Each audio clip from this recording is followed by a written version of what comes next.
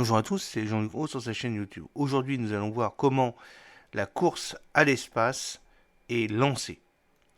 8 projets français de micro-lanceurs sont sur les rangs. À Toulouse, à l'occasion d'un bilan du plan France 2030, le président a regretté l'absence d'unité européenne, mais il a demandé de tourner la page pour aller vers une compétition intense qui permettra plus tard une nouvelle consolidation des acteurs. Prêt, partez, feu!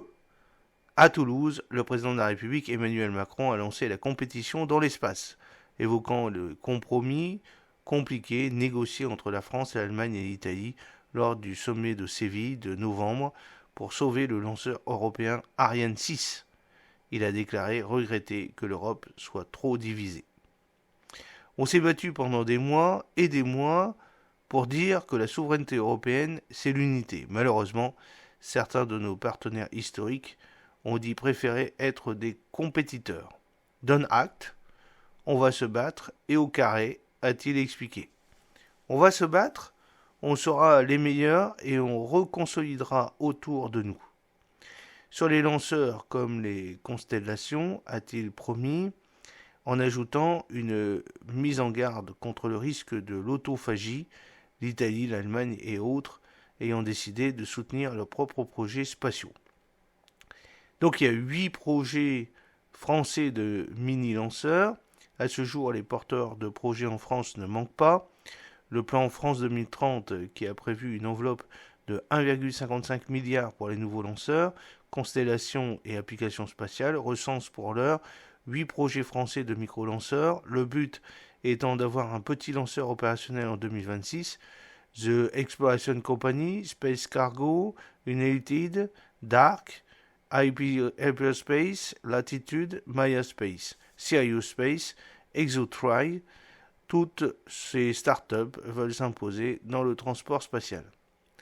Le président a aussi mentionné 4 projets de constellation soutenus par France 2030 qui doivent offrir des applications inédites. Parmi celles-ci, la constellation hyperspectrale HIP-USE de Sophia Engineering, capable de faire des images du même lieu chaque jour, ou celle d'Unsed Labs de détection de signaux de radiofréquence pour lutter contre les actes illégaux en mer. Hélène Huby, PDG de Exploration Company, a de son côté annoncé un premier vol de sa capsule spatiale Nix, un vaisseau cargo permettant d'atteindre les futures stations spatiales privées dès le premier semestre 2024. Elle a rappelé avoir déjà obtenu des commandes de la compagnie américaine Axiom, qui construit sa propre station spatiale privée, et a annoncé la signature prochaine d'un nouvel accord avec le CNES pour développer un moteur de forte poussée.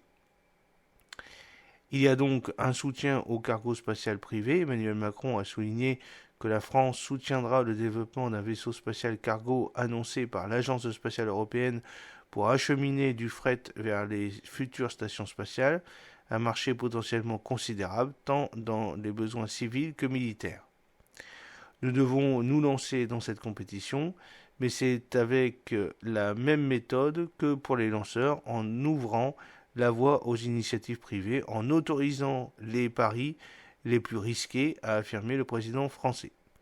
L'Agence spatiale européenne est désormais au pied du mur, obligée de transformer ses modes d'attribution de marché, jusqu'ici simplement calculés en fonction des participations financières de ses États membres.